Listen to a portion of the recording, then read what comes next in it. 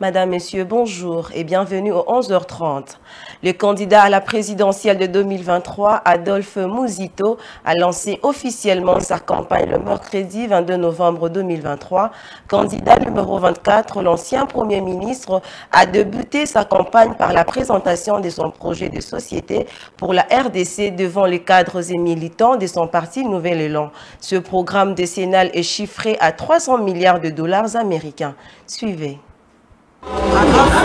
4 jours après l'ouverture officielle de la campagne électorale par la CENI, Adolphe Muzito est entré dans la danse. Il s'est projeté dans la décennie à venir, soit de 2024 à 2034. Son projet de société pour la RDC est chiffré à 300 milliards de dollars américains. Il ne s'est pas limité à donner le montant global, il a pris le soin d'expliquer la manière dont il compte mobiliser cet argent. Il a subdivisé ce montant en 3 parties. La première partie est de 100 milliards de dollars américains. Pour ça, il compte mettre à contribution les régies financières pour collecter 10 milliards par an. La deuxième partie est de 140 milliards qui viendront de l'augmentation de l'assiette fiscale et la troisième de 60 milliards qui viendront de l'emprunt qui peut être facilement remboursable. Blanchard Mongomba est secrétaire général du parti d'Adolphe Muzito. Il estime que leur candidat est le favori de cette présidentielle avec son programme ambitieux. La chance de gagner, c'est l'expérience d'Adolphe Muzito, puisqu'il n'y a aucun candidat parmi le 26 qui a l'expérience d'Adolphe Muzito dans la gestion de la chose publique, mais également la vision qu'il a du Congo. Je crois que vous aviez suivi la présentation ou le programme de plusieurs autres candidats. Vous allez être d'accord avec moi que ces programmes, en tout cas, n'ont rien à voir avec ce qu'Adolphe Muzito a présenté aujourd'hui. Eudoxie Mangaza, cadre et candidate à la députation nationale sur la liste de Nouvel Élan, salue ce programme qui, selon elle, prend en compte la situation des femmes congolaises, peu importe son niveau de vie ou d'études. Mon intérêt en tant que femme dans l'offre politique de notre candidat président de la République, Adolphe Muzito, est qu'il a une vision pour faire sortir le peuple congolais dans la misère. La question de la candidature commune de l'opposition fait débat au sein de l'opposition. Dans le camp d'Adolphe Muzito, cette question est inopportune car selon Blanchard Mongomba, leur candidat est le meilleur. L'avènement de la démocratisation de notre pays, il y a eu des alliances, mais malheureusement, ça n'a pas répondu, ça n'a pas résolu le vrai problème du Congolais. Et nous pensons qu'il faut maintenant se concentrer sur les préoccupations de notre peuple pour essayer justement d'apporter des solutions. Ça, c'est ce qui est important. Mais les alliances, tant mieux pour ceux qui en pensent, mais nous, le plus important pour nous, c'est de répondre justement aux besoins de notre peuple. Son projet de société est connu, reste maintenant qu'Adolphe Muzito sillonne le pays pour convaincre les électeurs. Ensemble pour la République parti cher à Moïse Katumbi, candidat à la présidentielle de 2023, accuse le pouvoir en place d'empêcher l'atterrissage d'un avion affrété pour la campagne électorale de leur candidat. La demande du parti à l'autorité de l'aviation civile faite depuis le 9 novembre n'a pas abouti jusque-là puisque l'AAC exigeait la soumission de plusieurs documents pour compléter le dossier qui ont été transmis depuis le 17 novembre dernier. Hervé Diaké, porte-parole d'Ensemble pour la République, a exprimé son mécontentement suite à cette situation. Il était au micro de Bijou Mouna et Yvon Chibangu. Comme vous vous rendez compte, nous étions censés occuper une salle des spectacles où nous vous aurions présenté notre conférence de presse dans des conditions décentes. Cette salle a été dûment réservée. Nous en avons payé les frais. Et les frais ont même été modifiés à la hausse. Mais en dépit de cela, une instruction venue de ne sait quelle autorité nous empêche de nous réunir et de vous parler.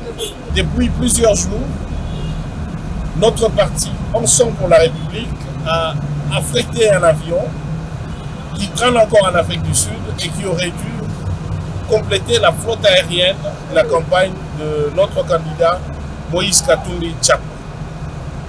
Et pour des raisons que nous ignorons jusqu'à ces jours, après des lettres de relance auprès de l'autorité de l'aviation civile, qui en général est composée des professionnels dont nous saluons toujours l'intégrité, mais nous remarquons en réalité que ce sont des considérations politiciennes qui bloquent l'attribution de cette autorisation, et particulièrement l'Agence nationale des renseignements qui est toujours derrière les derniers feux verts à accorder aux avions affrétés qui doivent survoler les territoires nationaux. Donc, si nous en sommes à des considérations politiciennes, alors qu'il s'agit de la navigation aérienne et de la libre circulation des candidats, cette situation devient dangereuse et inquiétante. D'abord pour l'égalité de tous les candidats pendant la campagne, mais aussi quand même pour notre propre sécurité aérienne. Si nos services de renseignement s'immiscent et peuvent à tout moment, pour des considérations arbitraires et iniques, empêcher que nous puissions avoir un avion pour lequel nous assurons beaucoup de dépenses et qui est maintenu encore jusqu'aujourd'hui en Afrique du Sud, pour des raisons qui ne sont pas données, alors là, on ne s'étonne pas que nous ne soyons pas très bien cotés au niveau de l'Organisation de l'Aviation Civile Internationale, parce qu'il y a des immixtions inutiles dans des considérations qui sont uniquement techniques. Sur ce, nous dénonçons fermement cette situation, qui de toute façon ne gêne en rien notre détermination à nous mobiliser et à préparer, comme vous le savez, la remise reprise en janvier 2024 entre Moïse Katumbi et les présidents sortants. Mais nous estimons, et ceci est une alerte et une mise en garde, nous ne continuerons pas à accepter ce genre de cas d'arbitraire. Ils ont déjà assuré les monopoles d'occupation de tous les panneaux publicitaires dans la ville. Maintenant, ils commencent à nous empêcher d'accéder dans les salles, mais ça n'empêchera pas le peuple congolais de nous donner ses voix le 20 décembre prochain. Et enfin, dans le cadre de ses prérogatives concernant le contrôle de certaines actions publiques, la Cour de comptes a diligenté un audit sur le droit de bénéficier de soins de santé à l'étranger. Cette mission de contrôle a pris en examen les ministères du Budget, de la Santé publique et des Finances. Il ressort que des détournements scandaleux ont été opérés pour affecter le trésor public. Suivez le rapport de cet audit déposé sur la table du président de la Cour des comptes.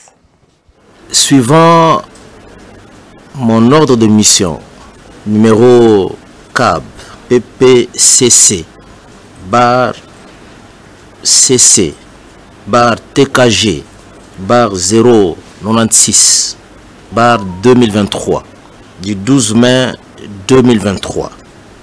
Il a été diligenté un audit sur les soins de santé à l'étranger. Cet audit a concerné le ministère de la Santé publique, Hygiène et Prévention, le ministère du Budget et le ministère des Finances.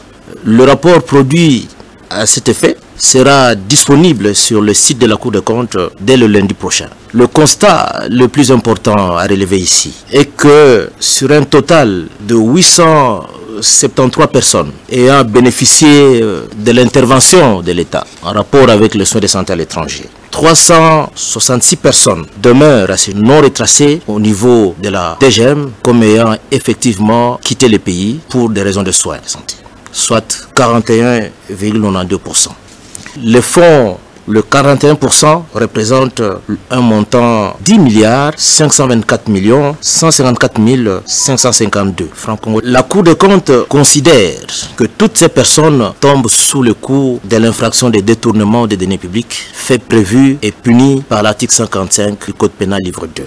En vertu de l'article 129 de la loi organique de la Cour des comptes, la Cour a décidé de transmettre dès le lundi prochain les dossiers à Madame le ministre d'État, ministre de la Justice, afin que les présumés détourneurs soient traduits devant les juridictions compétentes.